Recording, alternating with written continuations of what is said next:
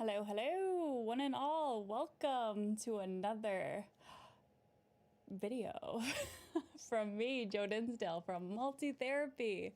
Today's topic is the fear of success.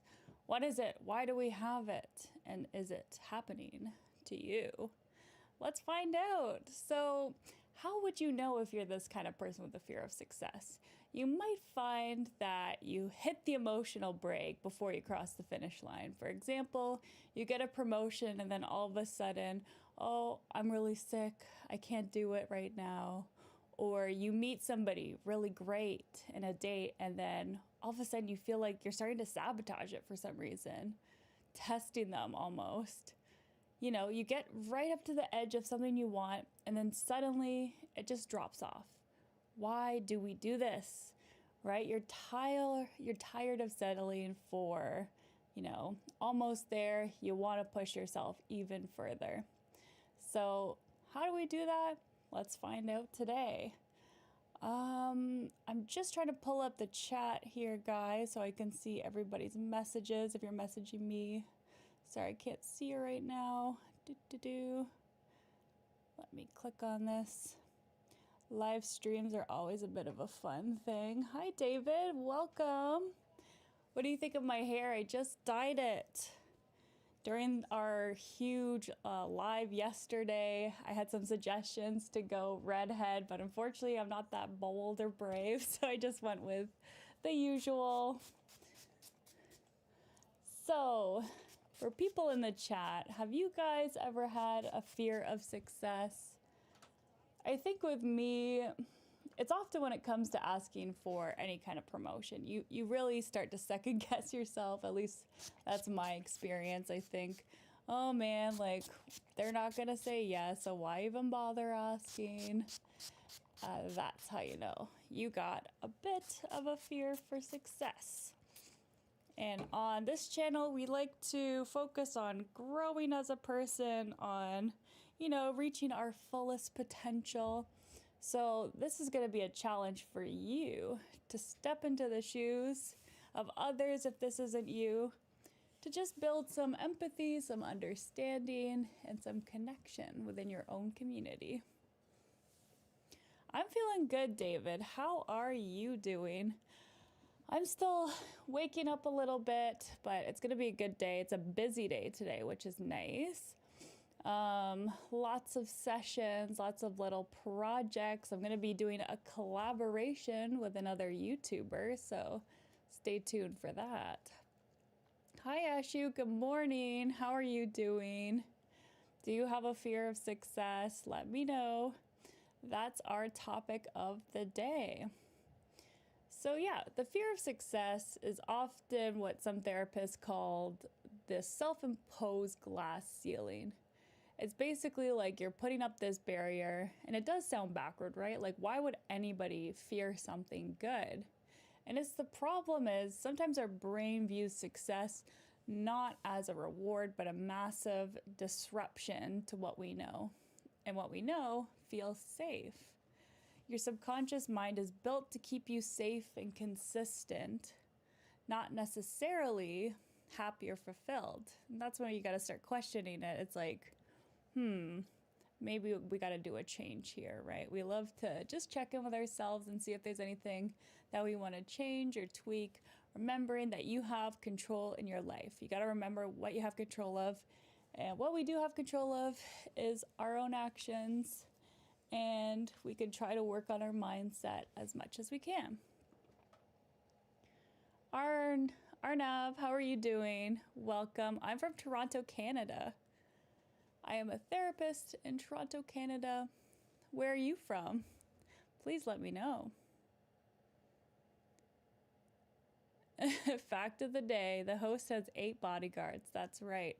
My moderator team is top notch. I could not ask for better. I'm still trying to figure out how to see all of the moderators that I have, because I think at one point I might have just invited someone random, but that's fine. Yeah, Toronto, Canada, that's where I'm from. Thank you. You like my office? I got a lot of fun plants and rocks in the background there. I like to keep things kind of natural. I have a giant bird as well back there. I don't know if you can see it. I found that at the thrift store. Do you guys like thrifting? I definitely do. Yeah, so, you know, there's other reasons why this might be a fear for you. It might be fear of the spotlight, okay? So increase visibility. Say you do get that promotion. Say you do start your business and you have to do random stuff like this on the internet. More success means more eyes on you, and that can feel very uncomfortable, right? That opens you up to more scrutiny, the higher chance of being criticized or judged. So your inner critic panics, right? You're worried. Oh my gosh, I can't handle this stuff, right? And let me tell you, I've been there.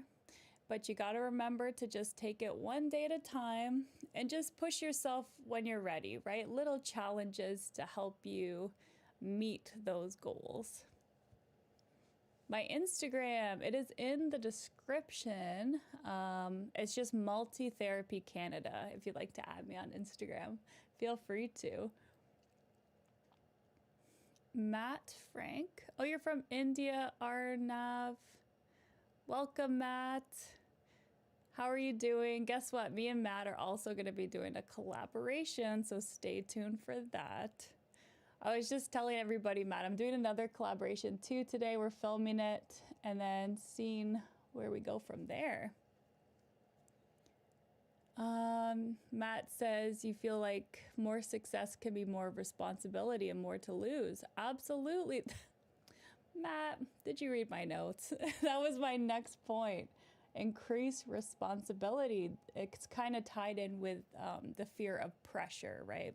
Success means more work, more demands, less time for yourself, right?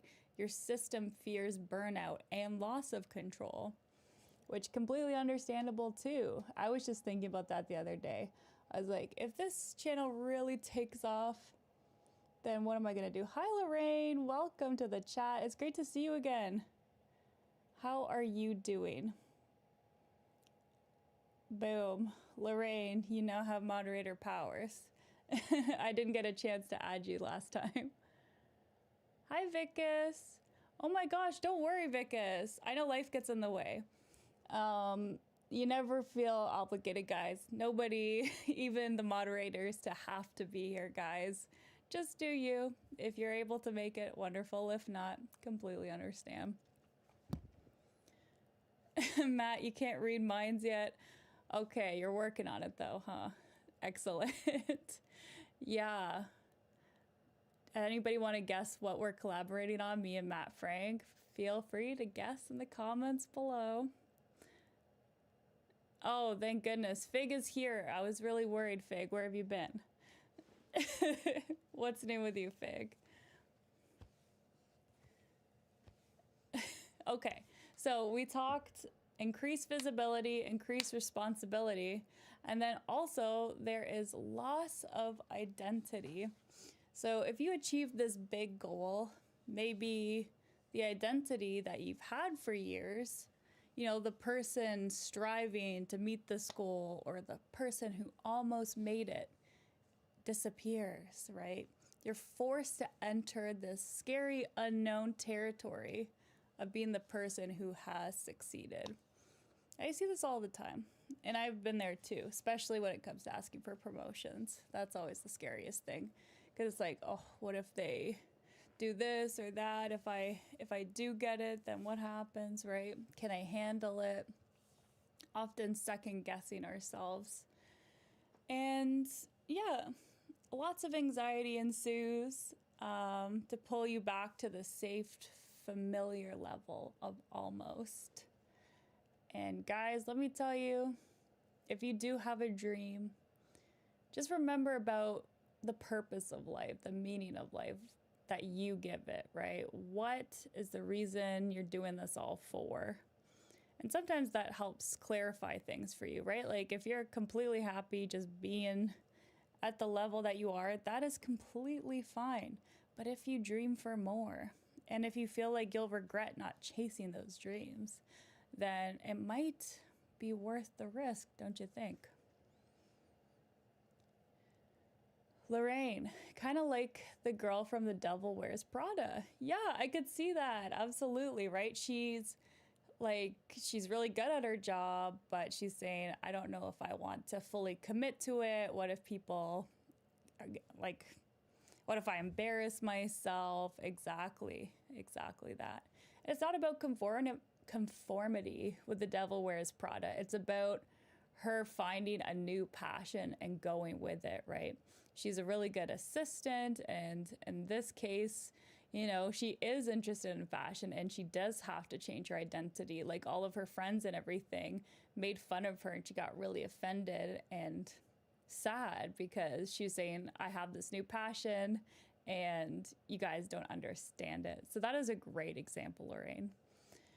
I was trying to think of other kind of famous examples of this, one of them being Katniss Everdeen from The Hunger Games. Let me catch up on the chat. I see people chatting away. You just pucking around. Hey, Fig. Ficus, thanks for understanding, of course. How is your YouTube journey? You know what? Success is a journey, not a destination. Absolutely. I feel like I've already succeeded, guys. Knowing you, getting to meet you guys and hanging out. Awesome, right? I feel like I've succeeded. And, you know, the more time we're on here, I'm sure we're going to continue meeting great people. Yeah. Oops. Dropped my phone. Oh my gosh. Please don't break on me. Okay, we're fine. Yes, so that's my success for sure. Oh, do you like my shirt? It says Fruit Gushers. I decided to go a little bit vintagey today. This is technically my pajama tee. I forgot to change. Whoopsies. Okay, so why Katniss Everdeen? She typically avoids success, right? She becomes this ultimate symbol of rebellion, you know, the Mockingjay, the leader of the revolution. And she has all this power, but she doesn't want it, right? She constantly resists and rejects that title, right? Which has a lot to do with her trauma, of course. You know, her fear is rooted in the loss of autonomy. You know, being locked in a death battle could do that to you. She doesn't want responsibility. She's just completely overwhelmed, completely burnt out, completely traumatized. So very understandable why she avoids success, of course. And at the same time, though, she wants to defeat the baddies of the movie, right? Cornelia Snow. So that's where her conflict is. She doesn't want it, but she understands that part of it is necessary to make her own dreams come true. So, yeah, she has to find that balance there of, okay, I'm going to wield this power because I have it, but then I'm going to step out of that power when I'm ready. Do you guys think that's a good example? Let me know. Fallout. Okay, Fallout, I believe you. Vicus, that shirt is looking awesome. Thank you. Yeah. Host is 26. Oh my gosh, David, stop lying to people. 5 years young, people. Oh my gosh. Yeah, my birthday's coming up soon though. Woohoo. That's exciting. I'm not going to do anything for it. I'm doing a trip to Niagara Falls though soon. So that'll be fun. I'll take a little video for you guys from the Canadian side. Have you guys ever been to Niagara Falls? Let me know. It is amazing. I really do love it. There's this great road that has a bunch of really just the tackiest touristy stuff you can imagine. Like, genuinely, it's insanely tacky. And when I show you the video, you're gonna say, that's what they mean. It's like rainforest cafes, haunted houses. They have zombie walks and all those like little treats, you know, ice cream stands. They even have like a wax museum you can go in. You can see Taylor Swift wax person, but it's really funny because they're all like pretty badly done. Sorry guys, whoever made them. Like it doesn't look anything like them. I mean, they have some good ones, but oh my gosh, some of them you're like, who is that? You wouldn't even be able to guess without like the name tag at the bottom. But that's kind of the appeal, isn't it? If it looked all amazing, then it wouldn't be touristy trappy, would it? Right? Yeah, okay, so that was a good example. I love the Devil Wears Prada example too. I was also thinking possibly Michael Scott. I was a little bit like back and forth on this example because he is able to be a good boss at times, but he sabotages his own like management strategies to remain that like beloved funny clown guy. Like that's kind of his safety personality, right? He's always like trying to make these dumb jokes. He wants to be liked so badly that he almost sabotages his role. Well, he does sabotage his role as the manager. And yeah, he just constantly undercuts his own authority so people don't take him seriously. So in that way, I feel like he does have a fear of success. He's not willing to fully step into the role of management. He's stuck in that silly salesperson. Whoa, it zoomed up to my face. Oh my gosh, it keeps zooming up to my face. What is happening? Jacob, you love me. Miss Joanna never wanted the ladder. Aw, thank you. That's really sweet. When is my birthday? We're gonna say December 1st. I don't want to put on too much. How do I zoom out of this? There we go. December 1st. Yes, I will say that. I don't like to have full, what do you call it? Info on the internet because you know how that goes. Yeah, I'm gonna eat some delicious cake. What cake should I get, guys? My favorite cake recently has been a cannoli cake. Oh my gosh, delicious. It's basically exactly what it sounds like. It's a cake, but then instead of icing, they use like the cannoli filling inside the cake, and then they put it on the top too. Oh, it's delicious, delicious. I'm probably gonna get that one. Let me know what your favorite cakes are, guys. I'd love to hear it. Maybe you'll give me some inspiration.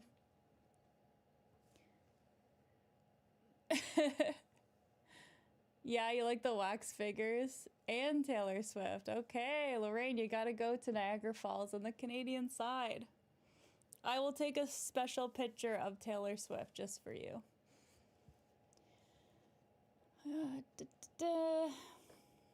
Okay, we talked about Michael Scott and all these other things. So let's talk interventions, guys. I think we're at that point. Since your brain is treating success like a threat, we need to neutralize that fear by making the future predictable and the goal a little bit boring, right? And it's called neutralizing the spotlight. Okay, so first of all, you know, you can fact check the fear. It's like challenging those thoughts a little bit, right? Get everything out of your head, put it on paper. List every single thing you're afraid of will happen after you achieve that breakthrough, right? Maybe it will be like, I have to work 60 hours, or my friends will be jealous. And next to each fear, you can write down a boundary, right? Something that will help you feel a bit more in control of this, right? So, for example, I will set a hard boundary that I can't work after 6 p.m., something like that. Or I will proactively plan to praise all my friends' achievements, right? Something like that. Just, it starves the anxiety by replacing it with like actionable steps, right? I'm gonna have an action plan that's gonna make me feel better. Ficus, your favorite cake is pineapple cake. Delicious. Upside down pineapple cake. Have you ever had that? I made that one time and it was so delicious. And I don't think I could ever recreate it as well as I did that one time. So I'm scared to try it again. It was like the best. And my dad really loved that cake. Shout out to my dad if he's watching. I don't think he is, but just in case. Brills. What's happening here? Some sort of motivational podcast? Hi, Brills. Welcome. I am a therapist in Toronto, Canada. We just talk different topics in the morning. Yeah, it's more of just a collective, almost support-ish group. We just catch up with each other, and yeah, there's one topic that we discuss. So maybe like a little self-help podcast, sure. Psychology of success. Yes, Matt, you summarized it better than me. Lorraine, how are you feeling at the moment? How's the studies going? Are they going well? And what are you done? That's my other question too. Lorraine says she's doing well. She's been busy studying and talking exams. That's good. Yeah. Lorraine's studying AI stuff, guys. It's super interesting. It's really, really interesting. It's like people are basically building out a brain, right? It's like the computer brain. And I like studying the human brain, so I can completely understand why that would be very fascinating. Okay, the boring future rehearsal. So your anxiety might be latching onto this, so the fear of the unknown, how do we confront that? To confront that, we got to mentally almost rehearse what we're going to do, what that's going to look like when you do achieve success. But make it like kind of mundane, right?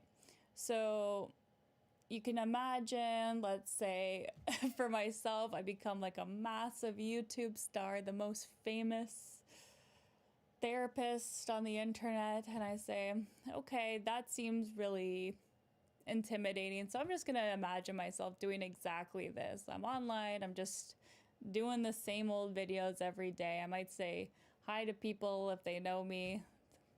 No big deal, right? Not much has changed really, other than notoriety, right? I don't think I'm going to be changing that much as a person. So by doing that, it kind of lowers that anxiety, right? It's like, okay, it might seem like a massive, massive change, but it really, honestly, is it though?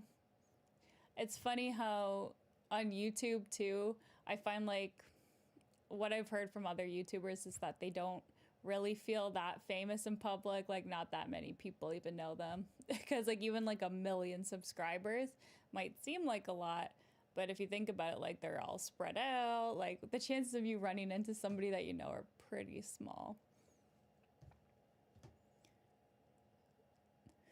50% protected. That's not bad, right, guys? Ooh, Lorraine, you like ice cream cake? Nice. I love the Dairy Queen ice cream cake. My little sibling always has that specific cake, and it is delicious. So that one always reminds me of them. How about you, David? Did you say your favorite cake? Did I miss it? Oh my gosh, yes, ice cream cakes are so freaking good. Yeah, so predictable routine, guys. And maybe using Lorraine as an example, when she's a super brilliant AI tech person, she'll still be the same Lorraine. She's just really good at her job now, right? She'll be able to handle it all. And she can visualize exactly what that would look like, right? Exactly how it won't change too much, right? You got a new job, but you still do your same old hobbies, you have your same old pets, whatever that is. And that kind of helps you regulate a little bit more that emotional feelings when it comes to success. And of course, every time you feel the urge to sabotage yourself, it might take a little practice to identify that. If you want, you can try to write out a list of times that you've sabotaged yourself. That can be helpful too, just to see the pattern that you're having. Sometimes the pattern is, every time I start to lose weight, I hit this number on the scale and I start to eat more, whatever. It's like, why are you doing that? Right? It's like, oh, this is an interesting pattern and I got to start figuring out why. And I think that's the fun part of life, right? It's like trying to understand yourself to a really, really deep level that, I don't know, it's like we're so mysterious in so many different ways.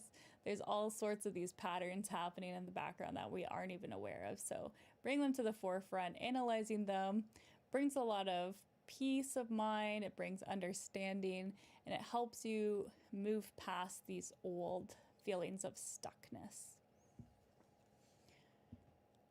David, you're 6 foot, 13 stone, 8 pounds, supposedly underweight, but feel fat. Oh, I'm sorry to hear that, David. Why do you feel that way? Do you know where that comes from? 13 stones. Oh my gosh, I have to convert that. David, did you just give me a hint of where you're from? I think you did by accident.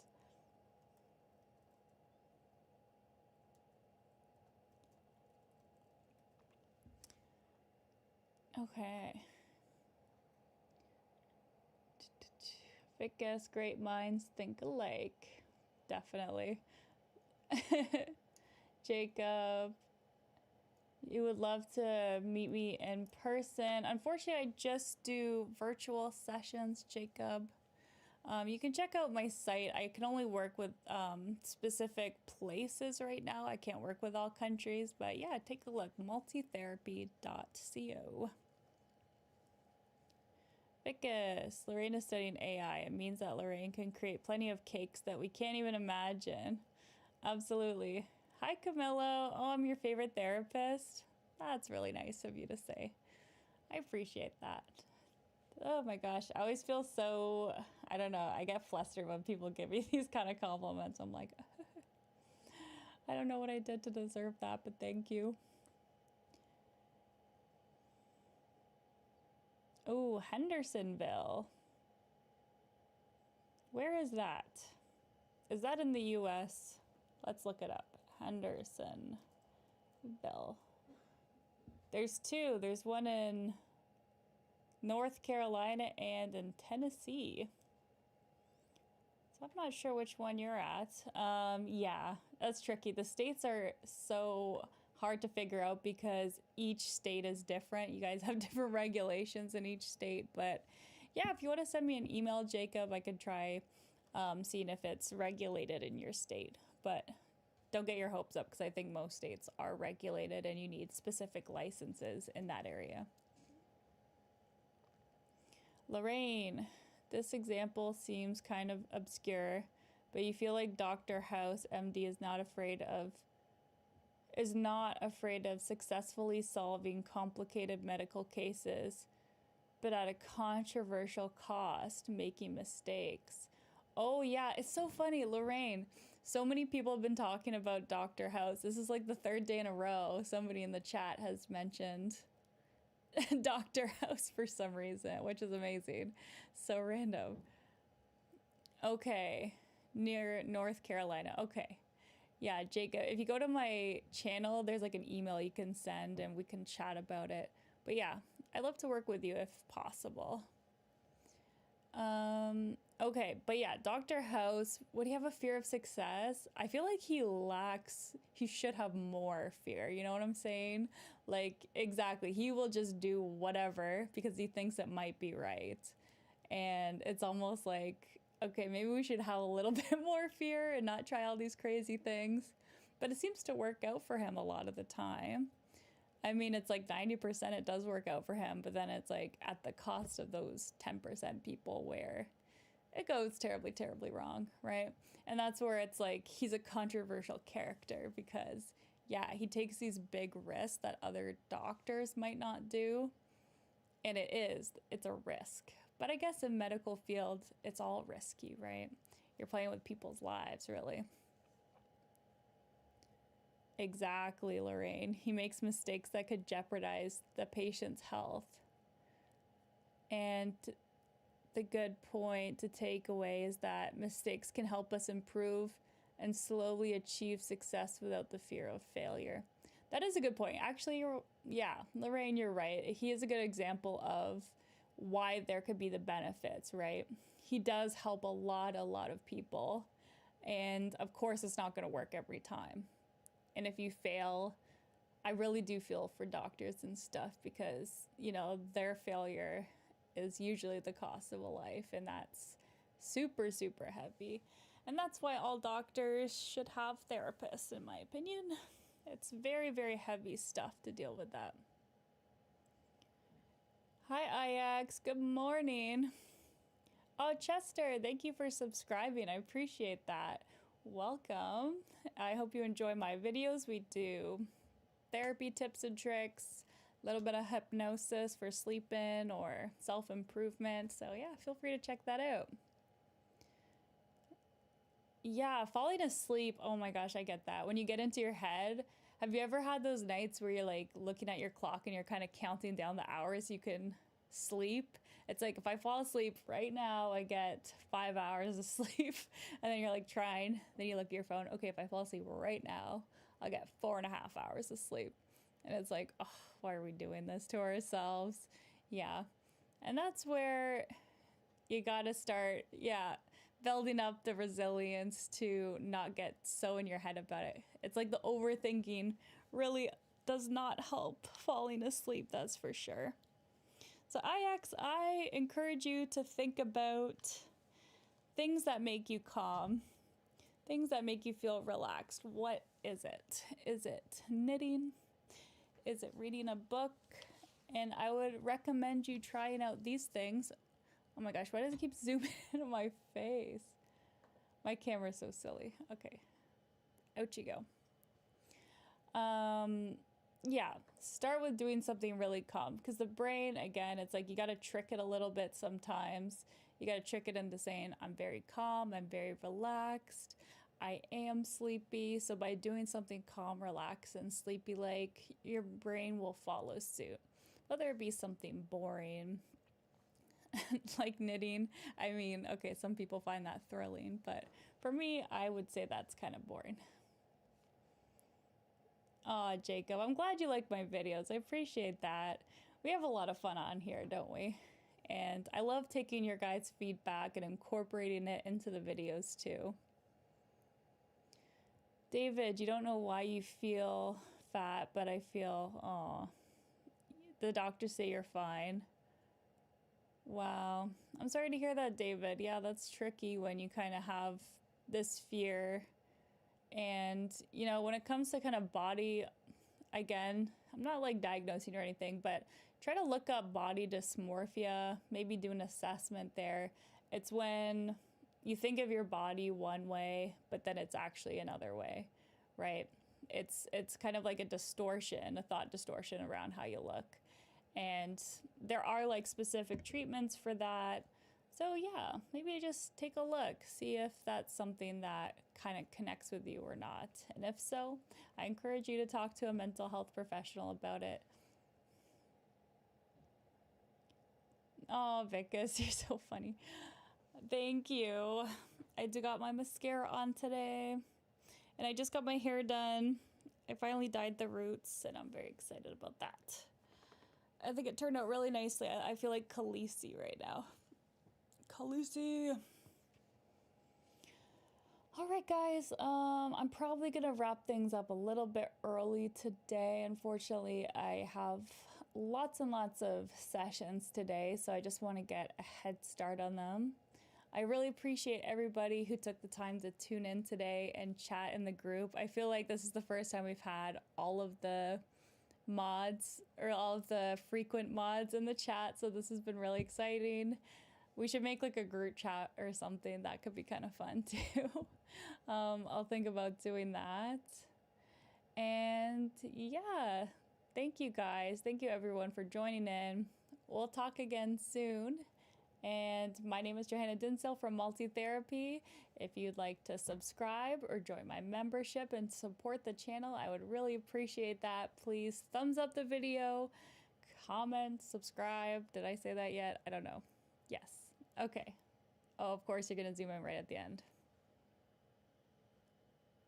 All right, guys.